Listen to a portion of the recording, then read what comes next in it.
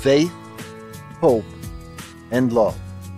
Abide these three, but the greatest of these is love. The messages and teachings of the Bible are wonderful and bring peace to our hearts when we read some like that one from 1 Corinthians. But the Bible offers a broad spectrum of life's lessons, some of which are unpleasant and even excruciating to read. We find such a lesson in the book of Judges' account of Jephthah.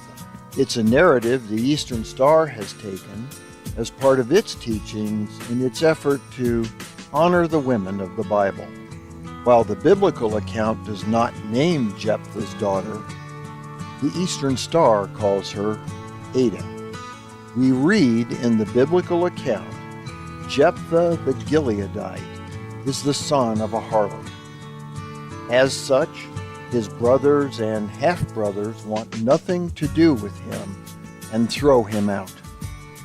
Jephthah, known as a fierce fighter, lives in exile until the Ammonites attack Gilead. The town elders approach Jephthah, asking him to lead the fight.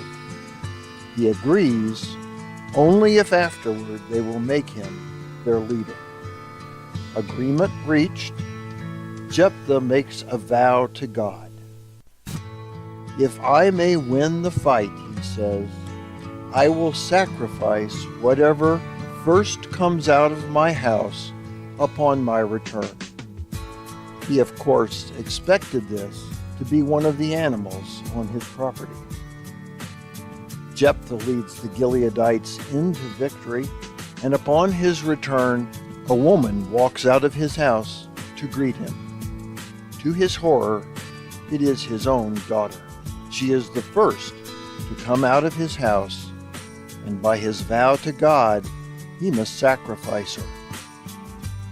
Jephthah rends his garments and tells her what he has done. His daughter says he has given his word to the Lord and must do as he promised, since the Lord has helped him avenge his enemies, the Ammonites. Resigned to this, his daughter asks him to let her go into the hills for 2 months and weep with her friends, since she will never be able to marry. Jephthah grants her request. Judges chapter 11, verses 39 and 40 tell us, after the 2 months, she returned to her father, and he did to her as he had vowed. She never married and remained a virgin. From this comes the Israelite tradition that each year the young women of Israel go out for 4 days to commemorate the daughter of Jephthah the Gileadite. Certain commentaries, most notably that of 18th century minister and writer Matthew Henry, suggest Jephthah's daughter may merely have been banished or never allowed to marry, rather than suffer death at the hands of her father.